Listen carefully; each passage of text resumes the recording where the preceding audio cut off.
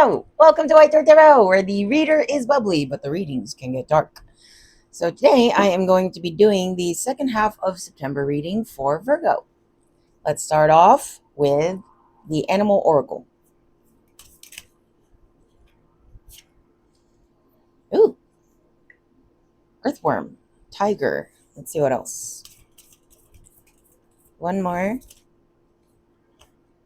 Starfish. Okay.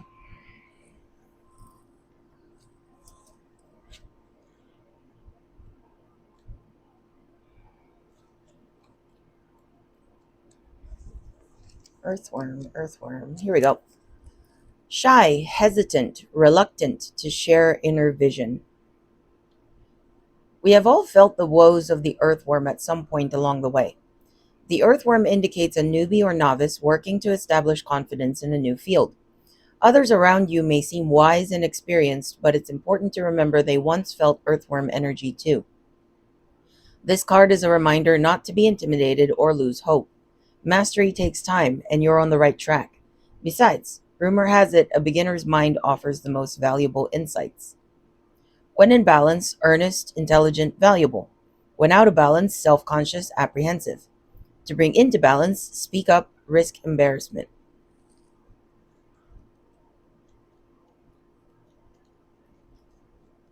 And now we have Tiger. Lunar force, ease in darkness, feminine energy. The tiger hunts at night, at one with the silence, fearing nothing. This card reminds us to take in the wild darkness, to allow the lunar forces to soothe and heal our spirits. Sensuality, receptivity, and devotion are all heightened in the midnight hour, and the tiger takes advantage of these boons. Spend some time in silence this evening, drinking in the potent calm.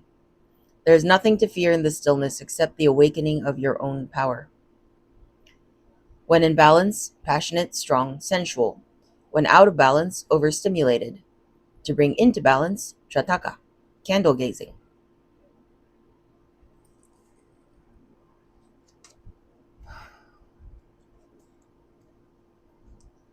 And lastly, the starfish.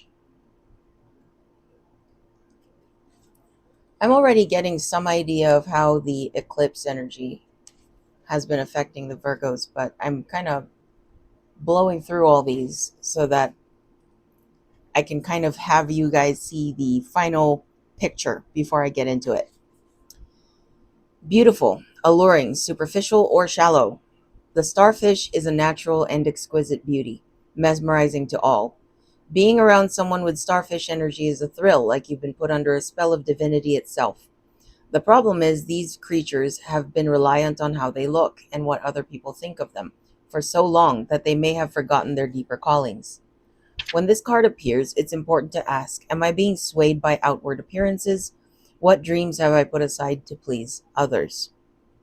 When in balance, uplifting, artistic, expressive. When out of balance, gossips feels empty. To bring into balance, positive friends.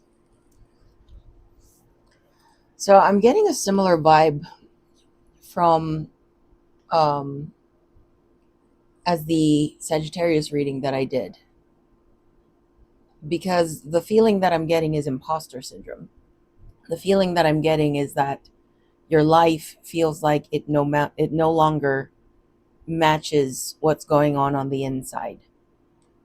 And it's almost like an insecurity of, but if all of a sudden, I've always presented this way, I've always been this way, if all of a sudden I appear different,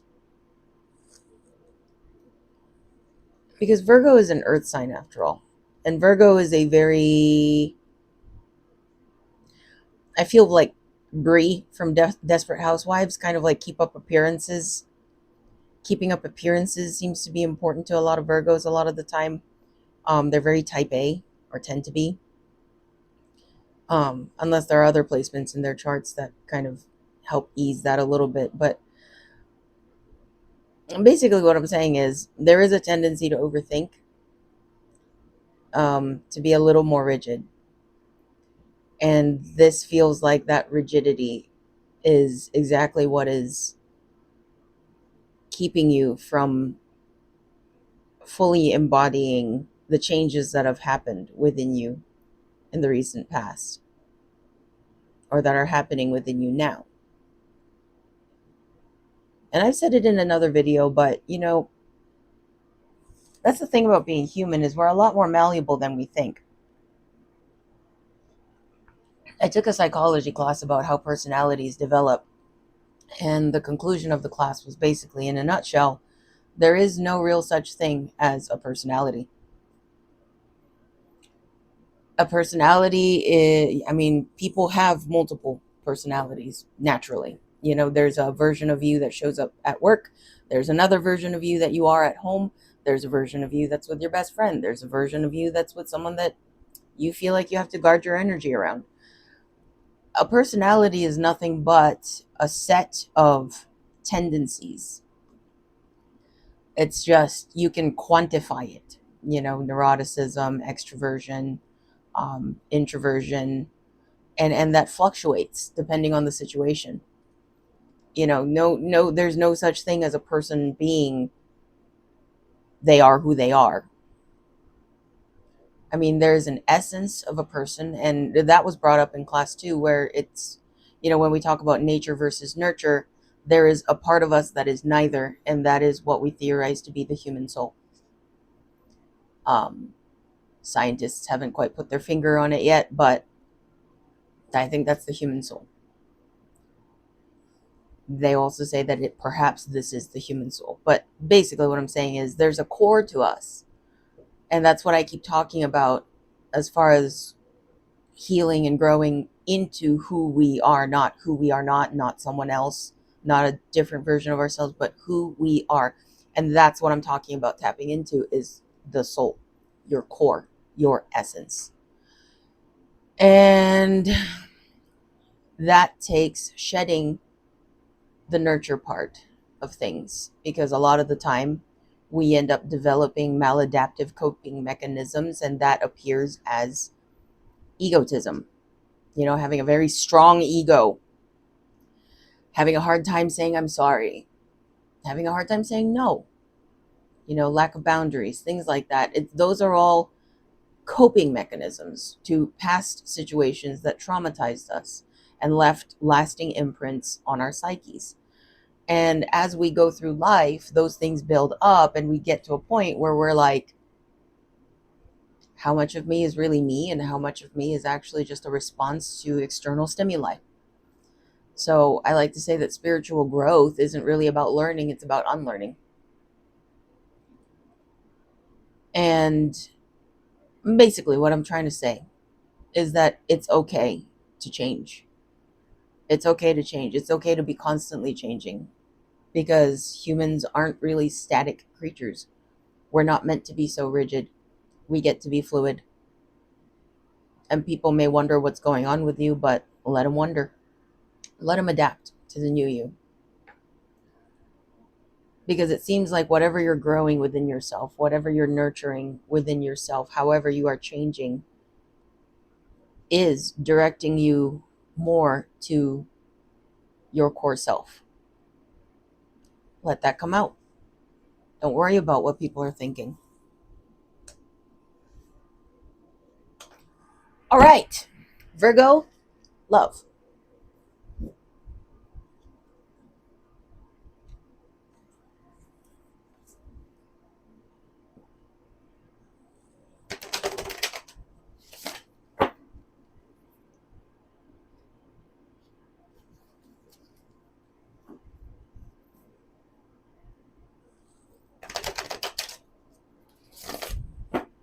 Okay.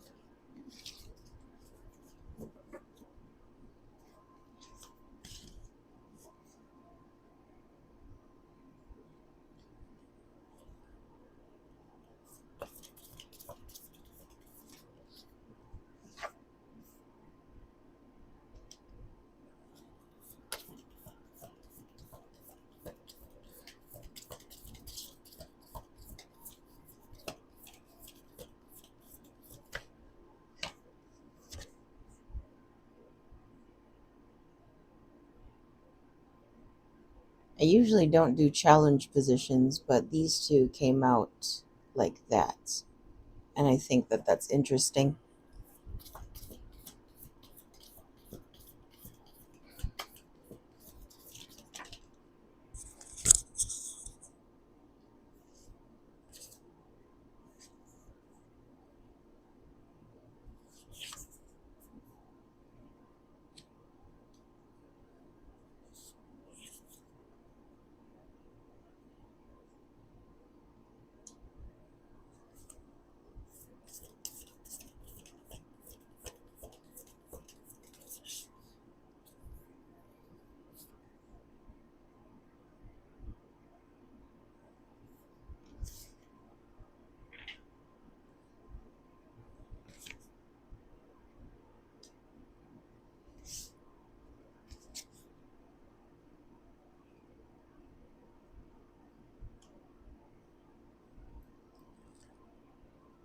Hmm.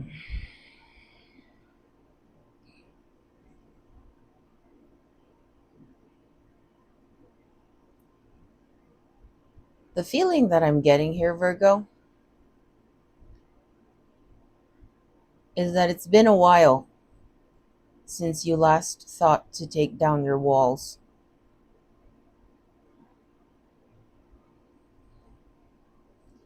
I say that because this feels like sudden inspiration, lightning bolt. Something sudden, fast happened.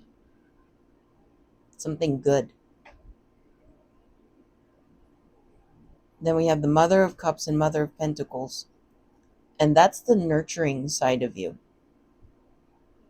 You know, my grandma was a Virgo, and she was a tough lady. She was tough.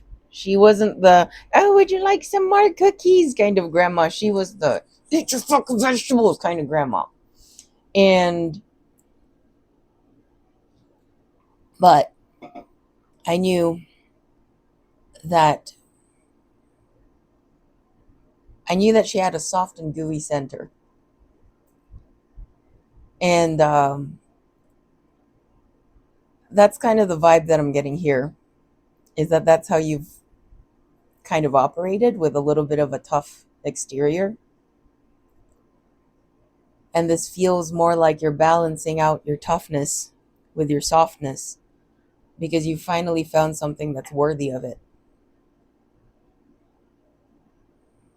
Something that feels safe enough to let it out for.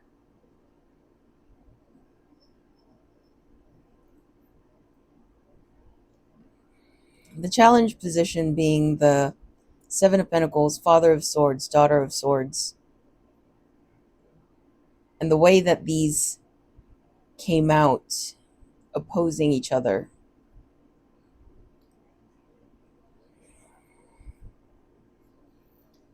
This is about investment. This is about growth. And how it came out makes me think that it's talking about this energy over here, the Mother of Cups and the Mother of Pentacles. Sorry, I'm crazy corkboard guying again. But what I'm saying is that there's a part of you that wants to lean into this, into softening. But there's another part of you that is afraid to. Perhaps because your tough exterior was a coping mechanism. It's not really who you are. It's how you protect yourself. But you have something in front of you that isn't a threat. There's a Seven of Cups here. It talks about illusions, masks, the unknown. The Empress being right after it tells me that you only really get to show just a little bit of who you are. But your inner world, the thing that you're hiding, is beautiful. The thing that you keep boxed away inside yourself is beautiful. It's the Empress. Behind the mask is the Empress, wearing a mask of sword energy, intellectual, analytical, logical, thinky, not so feely.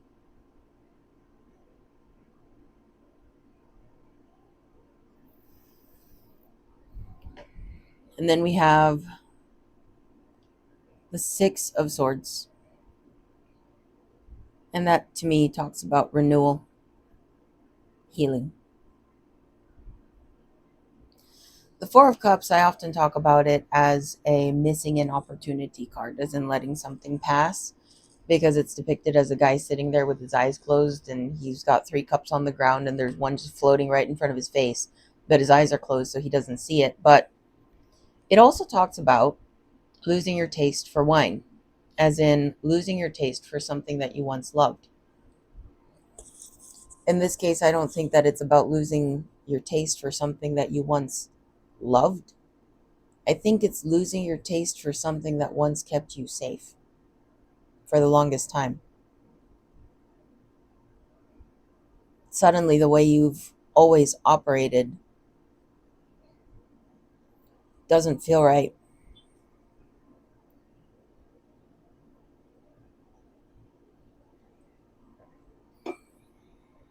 And maybe you feel like you're depriving yourself of something good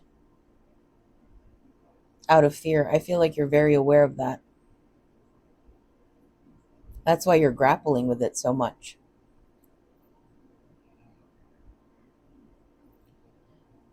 Last card is the Chariot. The Chariot is about heading towards victory, fast movement.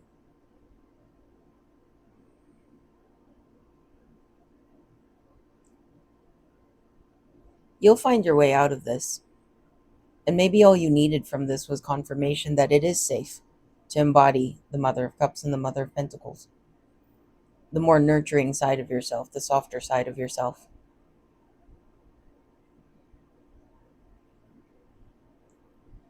And even if it's not, there is a different way to be strong.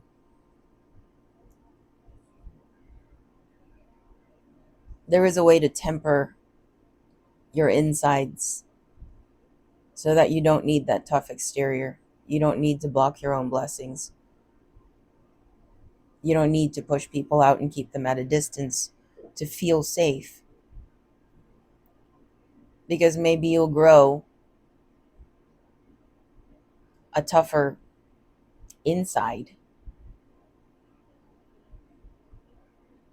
that you can afford to let people in and see what they'll do. And if they end up hurting you, you can bounce back a little easier. Taking a more innocent until proven guilty approach rather than a guilty until proven innocent approach.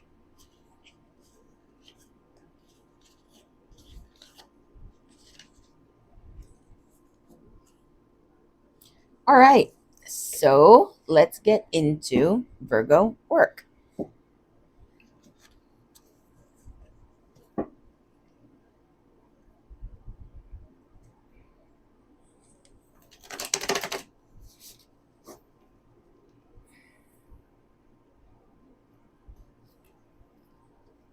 Man, this deck does not shuffle goodly.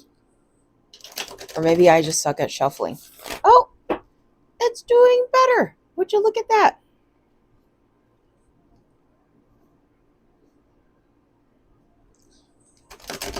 Yeah, there you go. Yep. Oh, okay. All right.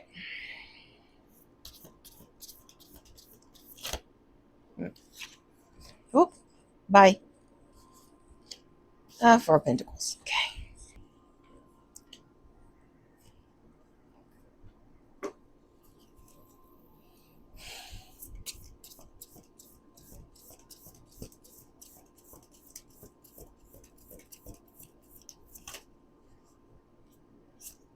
Death, Judgment.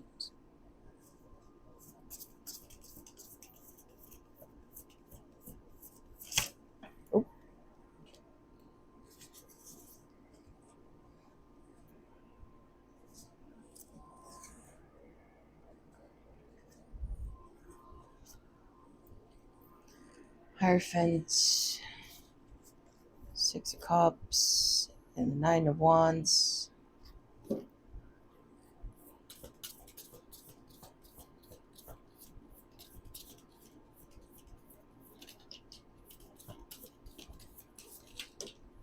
Okay. Seven of Pentacles and Daughter of Swords is back. Let's see here.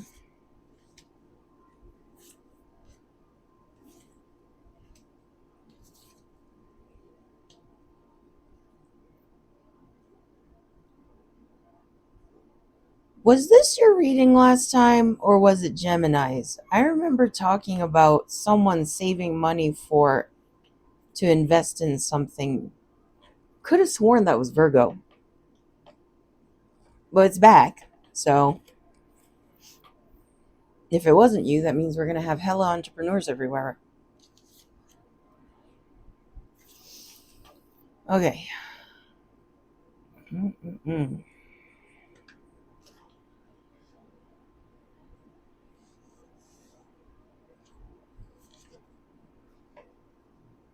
Mm. Mm. Hold on.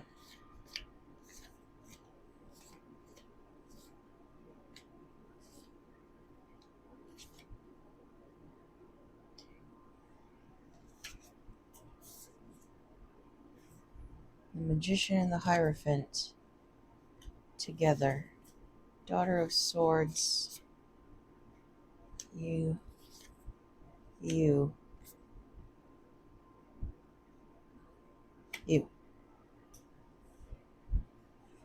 Okay. What I'm feeling here. Sorry, I got distracted by my frog. Anyway, what I'm hearing here is that you started to realize that whatever you do for a living, or whatever you have been doing for a living, feels more like self-harm. It feels too abrasive to your spirit. And then we have the Death card. That's death and rebirth. That feels like you had an epiphany. It feels like you kind of went through what I've been through, where basically you just kind of realize and feel so strongly that you just don't fit into society anymore. You just can't do it. It feels suffocating, and it feels abrasive, and it feels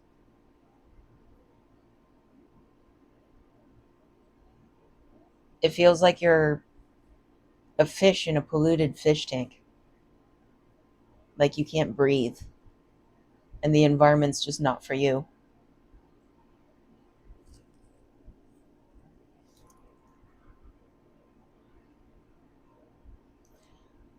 But when you came out of it, you came out with an idea of what you do want to do, something that'll let you feel more yourself. And we have the Four of Pentacles here, and that's about holding on to resources. So something tells me that you've been saving up. Seven of Pentacles is back, about investment and growth. Six of Cups, this feels more like, it's the card of nostalgia of children, but in this deck, the roots are highlighted.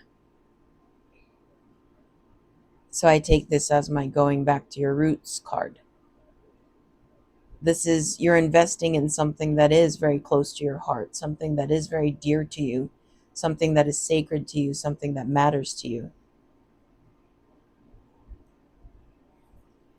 And now you're seeing a way up and out of this, of the Five of Swords, or the Five of Swords energy, feeling burnt out, unwelcome.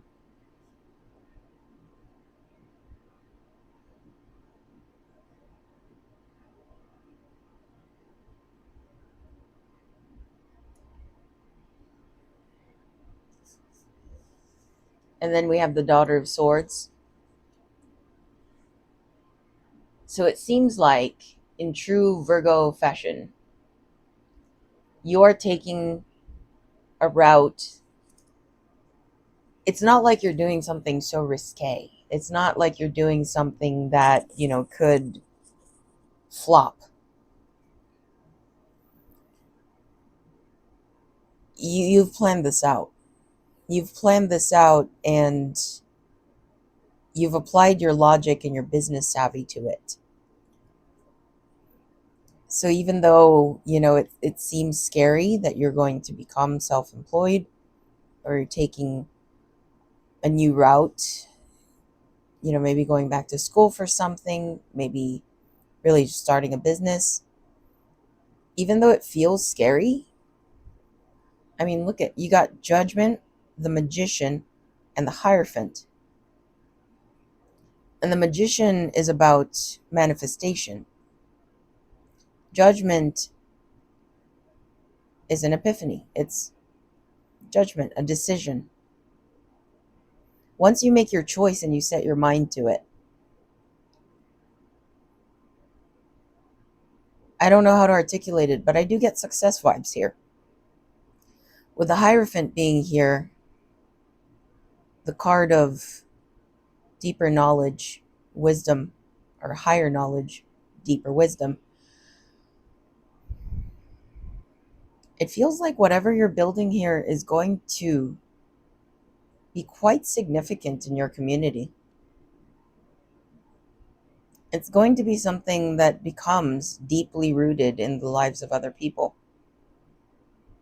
Yeah, I don't even know if, like, for example, if you start a soap business, let's just say it's a soap business, you're going to wind up with repeat customers, clientele that rely on you to keep making soaps, and they'll use your soaps every day. Or if you start a bakery, someone's going to come get your bread every week. It's something that's going to be deeply rooted into the lives of many people. Is just the feeling that I'm getting here. It's going to become a staple. Or if it's a service, or if it's goods, I don't know, but it feels like you're getting out of something where you were just a number and going into something where you can actually seriously make an impact. You can become a tradition. That's really cool. That's actually really cool. We're getting into Virgo shadow work. Everybody's favorite part. No, I think though the readings can get deep, I try not to let them turn into straight up call outs. What is this?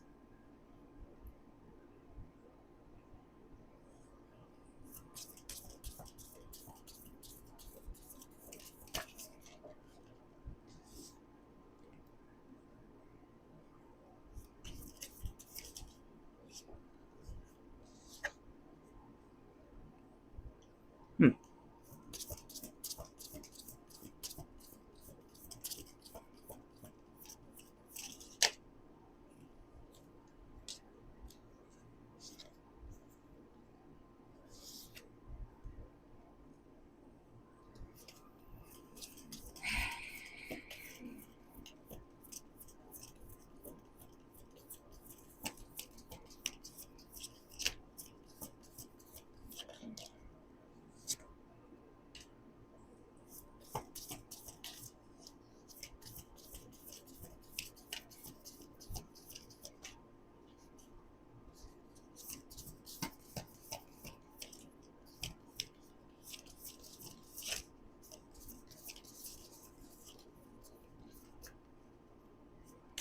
So far, we have the Five of Wands, Eight of Swords, Seven of Pentacles, Father of Swords, Son of Swords are here, Six of Swords, Ace of Pentacles, and Ten of Cups.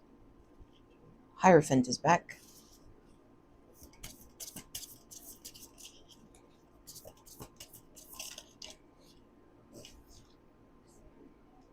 Daughter of Cups. Father of Pentacles. Feels like there's more.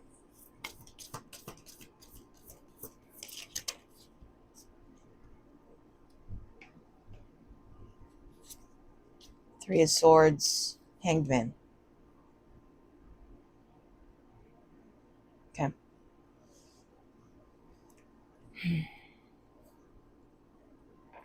No, Five of Wands belongs there.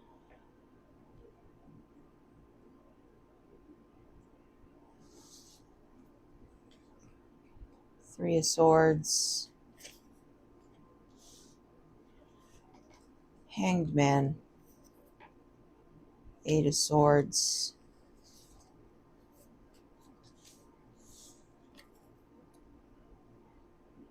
Six of Swords.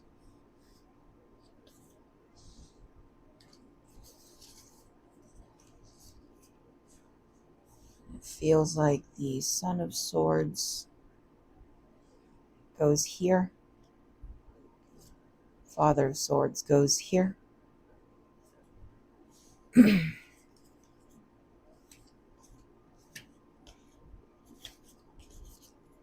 Ace of Pentacles, Seven of Pentacles, Father of Pentacles,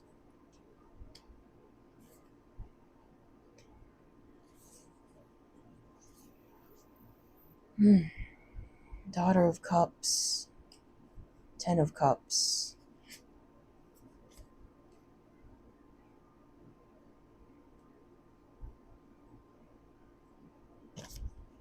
the overarching energy feels like the Hierophant.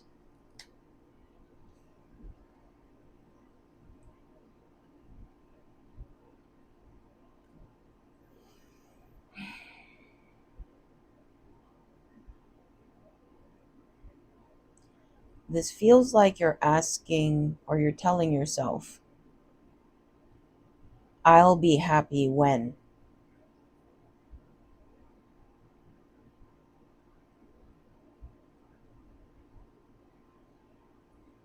I'll be happy when. I say that because we progress from the Five of Wands, Three of Swords, the Hanged Man, Eight of Swords, Six of Swords. And that tells me a story of conflict, heartbreak, new perspective. Eight of Swords feels like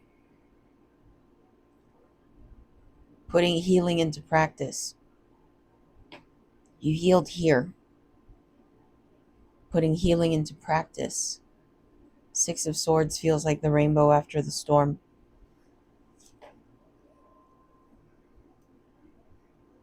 And then we have the Son of Swords, Father of Swords.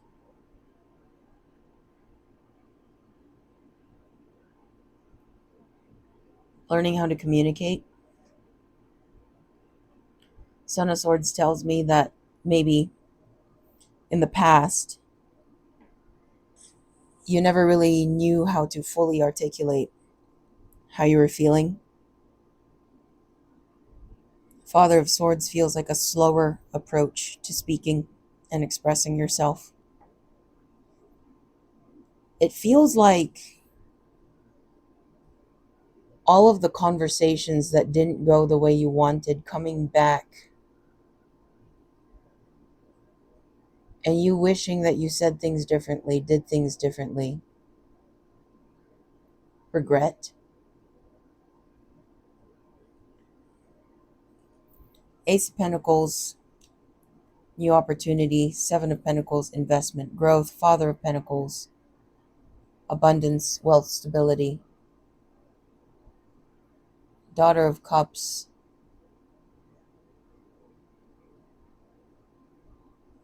to the Ten of Cups.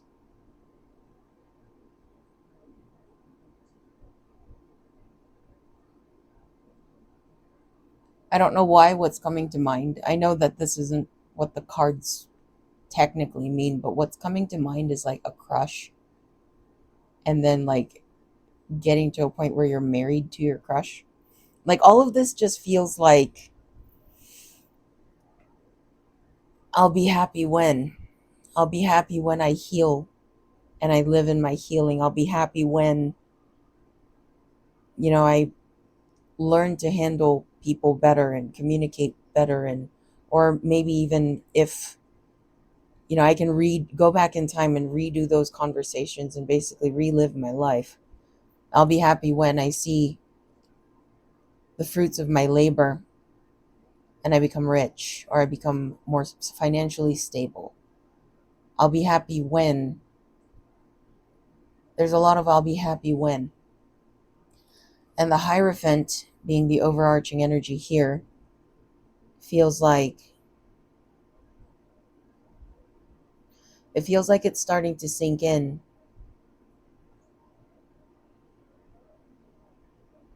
that you can be happy now.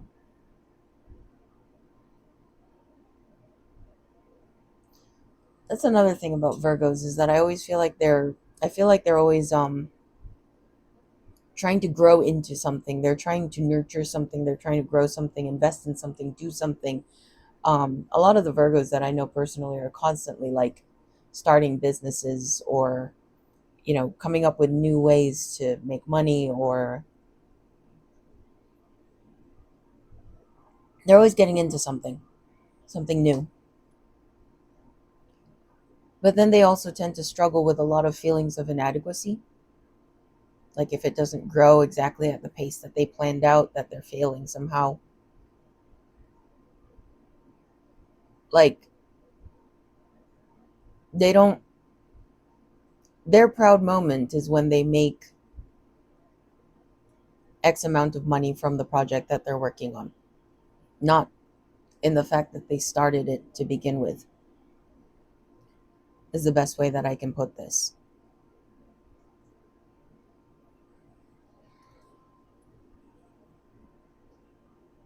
This speaks of a different way of processing. This speaks of a different way of viewing your achievements, whether that be romantic, financial, intellectual, social.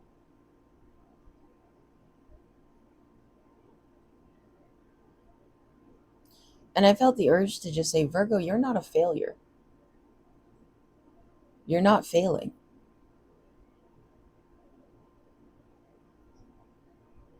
Maybe what you're doing or how you are or whatever isn't exactly where you want it to be, but you're not failing.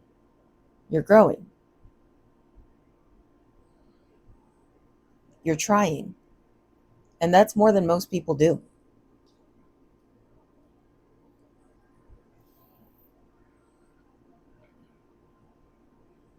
And it seems like you are your own worst critic here. You're judging yourself more harshly than anyone would judge you.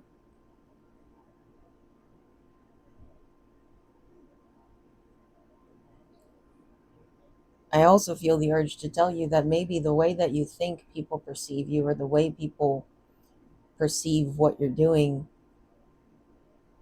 maybe it's imaginary. Maybe it's just a reflection of how you see yourself. Maybe it's projection.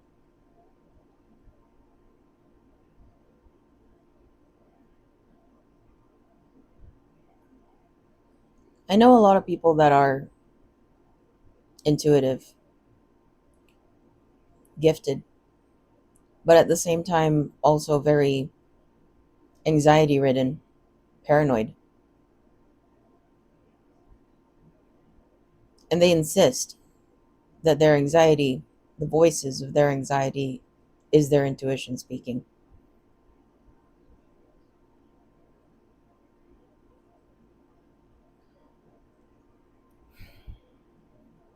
But that's also why I am so persistent about talking about how step one to tapping into your spiritual gifts is unfucking yourself. Because there is no way.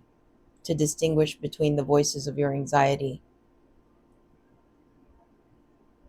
and the voices of your higher knowledge of spirit. There is no way to see others clearly when you're still looking through the lens of self doubt, self criticism. We always end up skewing the intentions of others because of the way we perceive them. Sometimes we need to stop and think, is this, are the actions of other people a reflection of who they are, or a reflection of how I feel about myself?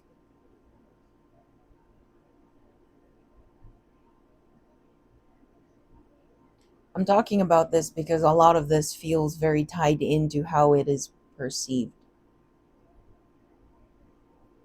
As if you can't be happy until your success is visible.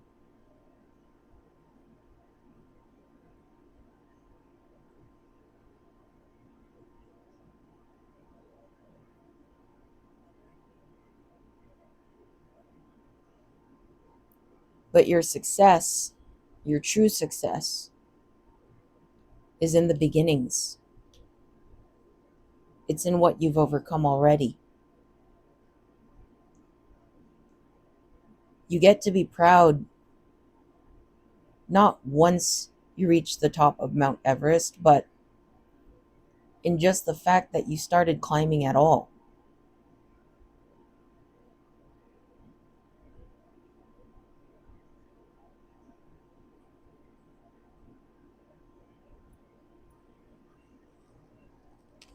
And I think that was all you needed, because I'm not getting anything else.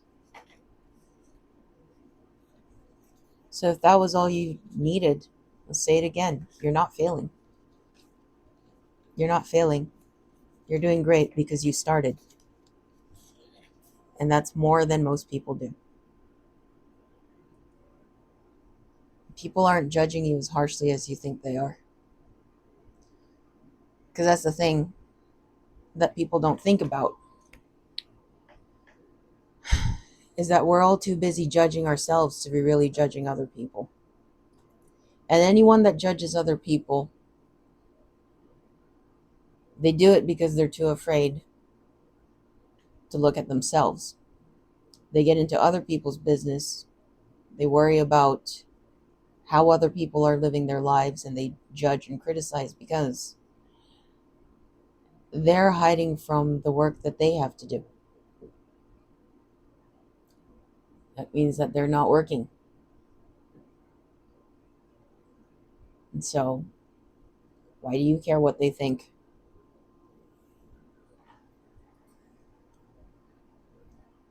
Okay, well, that was pretty short and sweet, simple, to the point. Kind of true to Virgo's essence. Well, if you liked what you saw here today, feel free to like, share, subscribe, comment to help me out with the algorithm. Hit the notification button so that you get notified every time I post a video. And I'll see you in the next one.